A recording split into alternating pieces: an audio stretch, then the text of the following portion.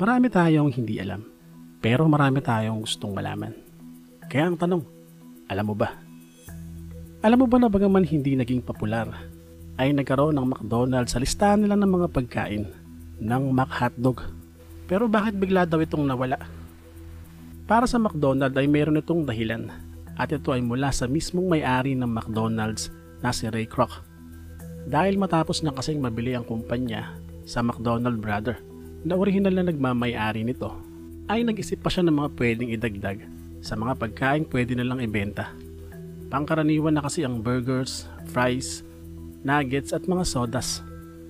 1977 nang isulat nitong si Ray Kroc ang kanya mismong autobiography na pinamagatang Grinding It Out, The Making of McDonald's, kung saan ay nakasaad dito ang mga vision niya sa pagbebenta ng burger at fries sa murang halaga lamang.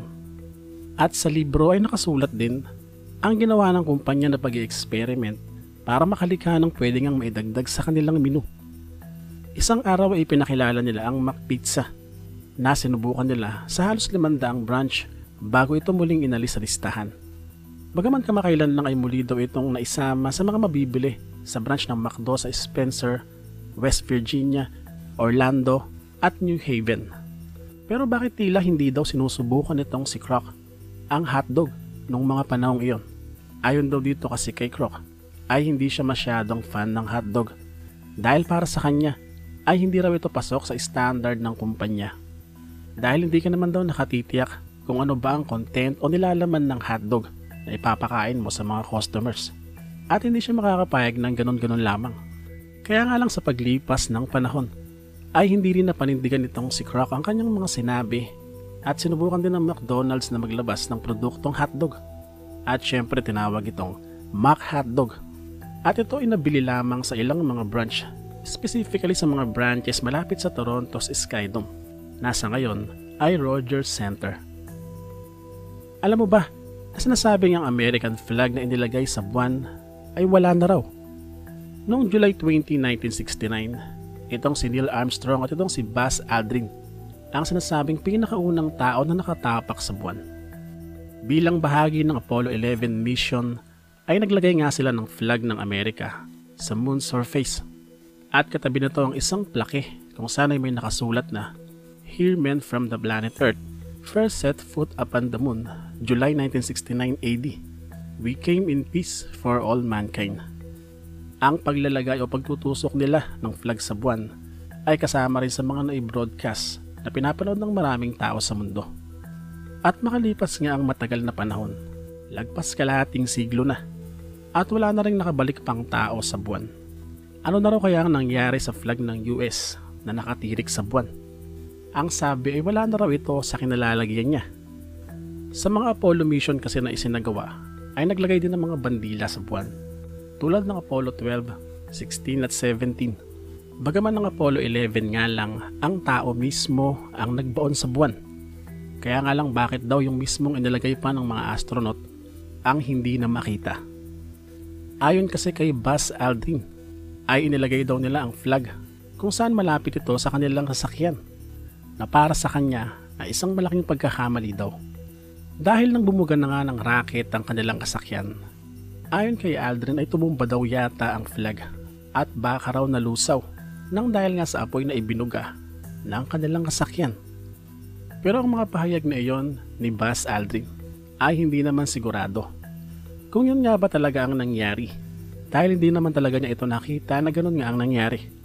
Ayon sa ilang mga eksperto ay hindi naman daw big deal yun, dahil kahit hindi naman daw nasunog ang nasabing flag ay tiyak naman daw na hindi ito magtatagal sa buwan dahil mabilis din itong masisira. Pero ang mga pahayag na iyon ay mali, dahil sa mga pinakabagong kuha ng litrato sa buwan ay sinasabing naroon pa rin ang ilang mga flag, maliban nga sa flag na inilagay nitong sina Armstrong at Aldrin. Noong 2009 ay inilaunch ng NASA ang Lunar Reconnaissance Orbiter o LRO na unmanned spacecraft. Ito ay umiikot sa buwan kung saan kinukuhanan nito ang iba't ibang bahagi ng surfaces. At ayon sa kanilang mga nakita ay naroon pangaraw ang ibang mga flag at halos kulay puti na ang mga ito, dahil nga sa ang buwan ay wala namang atmosphere At syempre direktang tinatamaan ng sinag ng araw ang mga nasabing flag. At kaakibat nga nito, ang tila misteryoso namang pagkawala raw ng nasabing flag ng Apollo 11 na nagiging dahilan din tuloy o pinaniniwalaan ng ilang mga naniniwala sa theory of conspiracy na baka nga raw hindi nakapunta ang tao sa buwan. Alam mo ba na mayroong isang uri ng puno na matagal nang extinct sa mundo o wala na pero muling nag-exist? Ang Judean Desert, isang desyerto mula sa Jerusalem hanggang sa Dead Sea, ay may ilan lamang na mga puno at halaman ang nabubuhay. At isa na dito ang Judean date palm na 1,500 to 2,000 years ago ay sinasabing napakarami sa lugar. Ang punong ito ay sinasabing naging simbolo ng lugar 3,000 taon na ang nakakaraan. Ang puno ay nagbubunga at nagagamit din ito bilang shelter nang sakupin ng Roman Empire ang lugar at sirain ng mga templo noong year 70. Sa panahon ngayon ay lumikha rin ng coin itong si Roman Emperor Vespasian na tinawag na Judean Capta. At sa likod ng coin na ito ay makikita ang isang puno, ang Judean date palm. At ito'y patunay nga na maraming punong ganito ang nag-i-exist sa lugar sa panahong iyon. Kaya nga lang sinasabing bigla raw itong naubos. Noong year 500 kasi ay tuluyan ng huminto ang pag-i-export ng mga Romano ng bunga ng nasabing puno dahil nga naubos na raw ito sa lugar. Pero bago ang mga panahong ito, kung atras pa tayo sa pamumuno nitong si Herod the Great o bago pa man naubos ang mga nasabing puno, ay pinatayo raw nitong si Herod the Great ang tinatawag na lugar ng Masada. At ang lugar na ito ay hanggang ngayon ay nag-i-exist pa rin. Sa kalagitnaan ng 1960s, ang mga naghukay sa lugar ay nakakita ng mga nakapreserve na buto ng puno na nakalagay sa mga paso. Agad nilang isinalang sa carbon dating ang nasabing mga buto ng puno. At dito ay napag-alaman nila na ang tanda nito ay nasa 1,900 to 2,000 years old. At kasing tanda ito ng Judean date palm. Kaya naman itinabi nila ito. Sa paglipas ng 40 taon, noong 2005, ang buto raw ay biglang umusbong at lumaki na nga ito ng lumaki. Noong 2010 ay umabot na raw ito ng 2 metro at sinasabing plano raw itong paramihin para makalikha rin ng maraming bunga sa kalagitnaan ng 2020s. Alam mo ba na noong March 21, 2000, ay sinasabing na idokumento ang paghihiwalay ng naging pinakamalaking iceberg sa kasaysayan. Ito ay mula sa malaking bulto ng kayelohan sa Antarctica na tinatawag na Ross Ice Shelf. Ang pangyayaring ito ay sinasabing once in a lifetime dahil nakuhanan nga ito ng imahe mula sa taas na 435 miles sa satellite.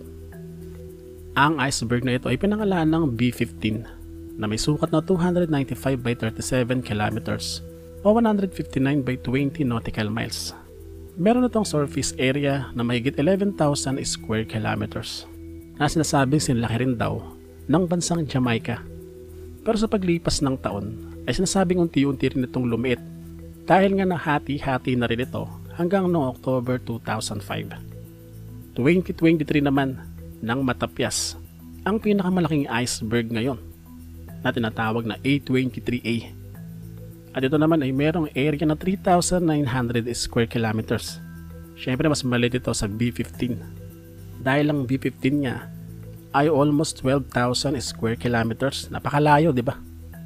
Pero kung pag-uusapan daw ay ang pinakamalaking iceberg talaga sa kasaysayan.